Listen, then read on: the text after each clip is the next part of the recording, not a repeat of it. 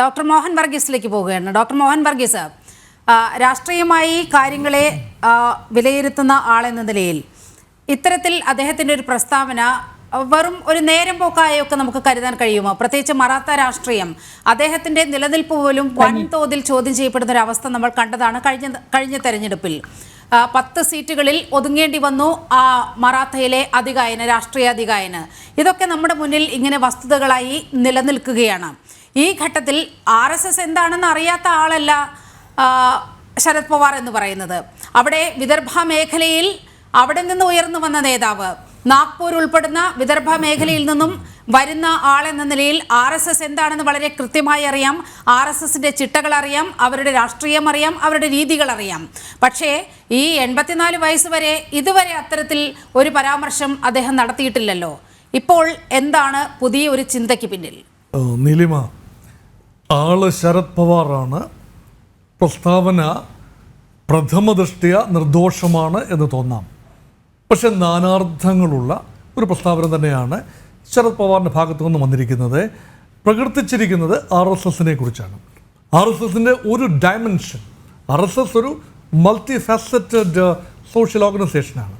അവിടെ RSSൻ്റെ സംഘടനാ ശക്തി എത്രത്തോളം പ്രഗത്ഭമായിട്ടാണ് സംഘടനാ സംവിധാനം ചലിപ്പിക്കുന്നത്, അതെത്രത്തോളം ഇലക്ഷന് പ്രയോജനം ചെയ്യുന്നു. NCPക്കും അതുപോലെയൊക്കെ ആണെങ്കിൽ എത്ര നന്നായിരുന്നു.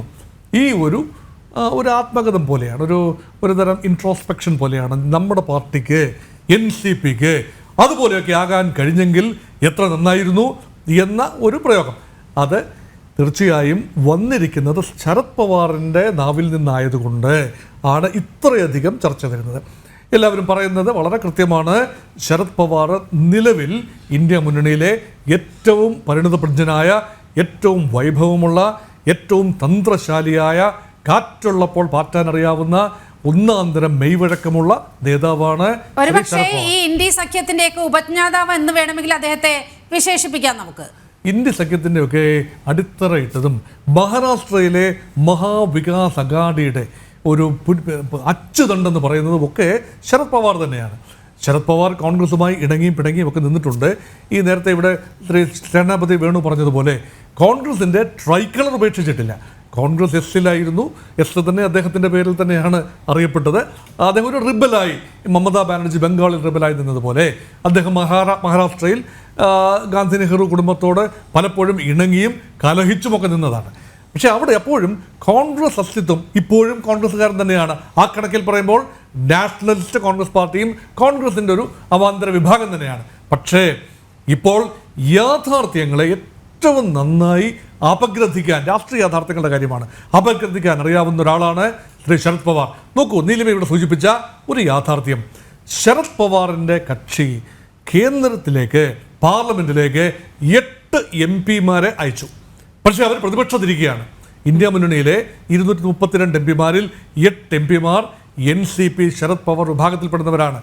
അവർ പാർലമെൻറ്റിൻ്റെ കോഫി ഹൗസിൽ പോയി ചായ കുടിക്കാമെന്നുള്ളതല്ലാതെ ഭരണത്തിൽ പങ്കാളിത്തമില്ലാതെ എത്ര കാലം ഈ MP-മാരെ തന്നോടൊപ്പം പിടിച്ചു നിർത്താനാവും? അത് വലിയൊരു ചോദ്യമാണ്. അത് മാത്രമല്ല, അദ്ദേഹത്തിൻ്റെ മകൾ സുപ്രിയ സുലെ, ആ സുപ്രിയ സുലയെ ഒരു കര എത്തിച്ചിട്ട് വേണം തനിക്ക് വനവാസത്തിലേക്ക് പോകാൻ, അല്ലെങ്കിൽ തൻ്റെ രാഷ്ട്രീയ ആക്റ്റീവ് പൊളിറ്റിക്കൽ കരിയർ അവസാനിപ്പിക്കാൻ. അതിനിപ്പോൾ സാധിക്കണമെങ്കിൽ സുപ്രിയ സുലയ്ക്ക് കേന്ദ്രത്തിൽ ഒരു അധികാര സ്ഥാനം ഉണ്ടാവണം. അത് ഏതൊരു പിതാവിൻ്റെയും ആഗ്രഹം പോലെ ശരത് പവാറിൻ്റെ ആഗ്രഹമാണ്. അതുപോലെ സംസ്ഥാനത്തെ യാഥാർത്ഥ്യം നേരെ മറുവശത്താണ്. സംസ്ഥാന തിരഞ്ഞെടുപ്പിൽ NCP കോൺഗ്രസ് ഉദ്ധവ് താക്കറെ സഖ്യം തോറ്റമ്പി.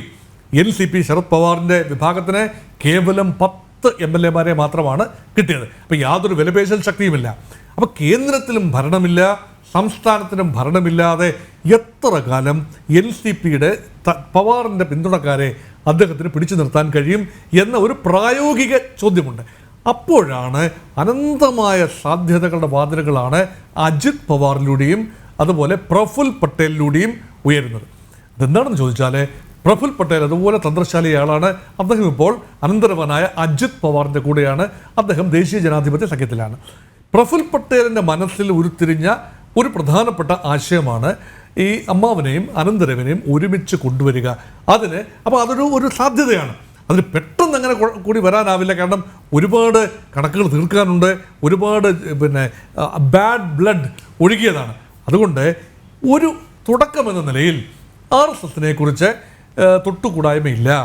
RSSന്റെ ചില രീതികൾ സ്വീകാര്യമാണ്, പകർത്താവുന്നതാണ്, നമുക്കും മാതൃകയാക്കാവുന്നതാണ് എന്ന് പറഞ്ഞു വെച്ച് കഴിയുമ്പോൾ സ്വാഭാവികമായി ഒന്നുകിൽ 2 ഓപ്ഷൻസാണ് പവാറിൻ്റെ മുന്നിൽ ഇപ്പോഴുള്ളത്. 3 ഓപ്ഷൻസാണ്.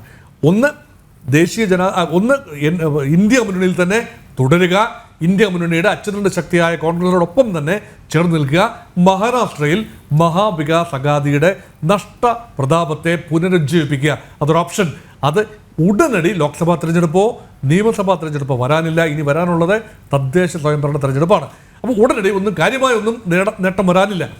രണ്ടാമത്തെ ഓപ്ഷൻ എന്ന് പറയുന്നത് എപ്പോൾ വേണമെങ്കിലും ലയിക്കുകയോ പിണങ്ങി പോവുകയോ ഒക്കെ ചെയ്യാവുന്ന പാർട്ടിയാണ് NCP. അതുകൊണ്ട് അജിത് പവാറുമായി സന്ധി ചെയ്തുകൊണ്ട് സുപ്രിയ സുലെയും അജിത് പവാറും ഭാവി നേതാക്കളായി ഉയർത്തിക്കാട്ടിക്കൊണ്ട് പ്രഫുൽ പട്ടേലിനെ അദ്ദേഹത്തിനെ കേന്ദ്രമന്ത്രിസഭയിൽ ഒരു അംഗമാക്കിക്കൊണ്ട് ക്യാബിനറ്റ് റാങ്കോടുകൂടി 2 പേരെ അജിത് പവാർ വിഭാഗത്തിൽ നിന്നും പ്രഫുൽ പട്ടേലിനെയും പിന്നെ തൻ്റെ പ്രിയപ്പെട്ട പുത്രി സുപ്രിയ സുലെയെയും കേന്ദ്ര ക്യാബിനറ്റ് റാങ്കോടുകൂടിയും പിന്നെ ഒരാളെ സഹമന്ത്രി പദത്തിൽ. അപ്പോൾ 2.5 മന്ത്രിമാരാണ് ഇപ്പോഴത്തെ ഒരു ദിവാസ്വപ്നം. അത് ദിവാസ്വപ്നം എന്ന രീതിയിൽ ഇപ്പോൾ കാണാനാവൂ. പക്ഷേ അദ്ദേഹം കാണുന്ന പല സ്വപ്നങ്ങളും പിന്നീട് യാഥാർത്ഥ്യമായിട്ടുണ്ട്. അതുകൊണ്ടാണ് അജിത് പവാറിൻ്റെ NCPയുമായി യോജിച്ച് പ്രവർത്തിക്കുകയോ അത് സാധിച്ചില്ല എങ്കിൽ ഒറ്റയ്ക്ക് BJP മുന്നണിയുമായി NCP ഘടകകക്ഷിയായി മാറുകയോ ചെയ്യുന്നത് ഒരിക്കലും അസാധ്യമായ കാര്യമല്ല. അത് മാത്രമല്ല, ദേശീയ ജനാധിപത്യ സഖ്യത്തെ സംബന്ധിച്ചിടത്തോളം ഇപ്പോഴുള്ള കേവലം ചെറിയൊരു മാർജിനാണ് മെജോറിറ്റി. ഇപ്പോൾ 2 പ്രധാനപ്പെട്ട പാർട്ടികളുടെ സപ്പോർട്ടിലാണ് ദേശീയ ജനാധിപത്യ സഖ്യത്തിൻ്റെ ഗവൺമെൻറ് അവിടെ നിൽക്കുന്നത്. അത് ബീഹാറിൽ നിന്നുള്ള നിതീഷ് കുമാറിൻ്റെ പാർട്ടിയും അതുപോലെ ആന്ധ്രയിൽ നിന്നുള്ള ചന്ദ്രബാബു നായിഡുവിൻ്റെ പാർട്ടിയും അതോടൊപ്പം തന്നെ മഹാരാഷ്ട്രയിലെ ശരത് പവാറിൻ്റെ പാർട്ടി കൂടി 8 MP-മാരുടെ പിൻബലം കൂടി ലഭിക്കുകയാണെങ്കിൽ അത് നൽകുന്ന ഒരു പിൻബലം, കേന്ദ്ര സർക്കാരിന് നൽകുന്ന പിൻബലം ചില്ലറയല്ല എന്ന ബോധം BJPക്കുണ്ട്, ഒരുപക്ഷെ ശരത് പവാറിനുമുണ്ട്. ഈ ഇൻട്രസ്റ്റുകൾ കൺവേർജ് ചെയ്യുന്നു. ശരത് പവാറിനെ എടുത്തിട്ട് സംസ്ഥാനത്തിനെയും BJPക്ക് കാര്യമായ ഗുണമില്ല. കാരണം അദ്ദേഹത്തിന് അതില്ലാതെ തന്നെ, പവാറിൻ്റെ പിന്തുണ ഇല്ലാതെ, കോൺഗ്രസിൻ്റെയോ അല്ലെങ്കിൽ ഉദ്ധവ് താക്കറയുടെ പിൻബലം ഇല്ലാതെ തന്നെ 5-ൽ 4 ഭൂരിപക്ഷം ലഭിച്ച സംസ്ഥാനത്ത് പവാർ പക്ഷേ ഒരു ബാധ്യതയാണ്. പക്ഷേ അങ്ങനെയല്ല കാണുന്നത്. കേന്ദ്രത്തിന് ഇനിയുള്ള 4.5 വർഷം സുസ്ഥിരമായി മുന്നോട്ട് പോകാൻ ഒരുപക്ഷെ മഹാരാഷ്ട്രയിലെ ഒരു പ്രധാന കക്ഷിയുടെ പിന്തുണയുണ്ടെങ്കിൽ അത് നല്ലത്.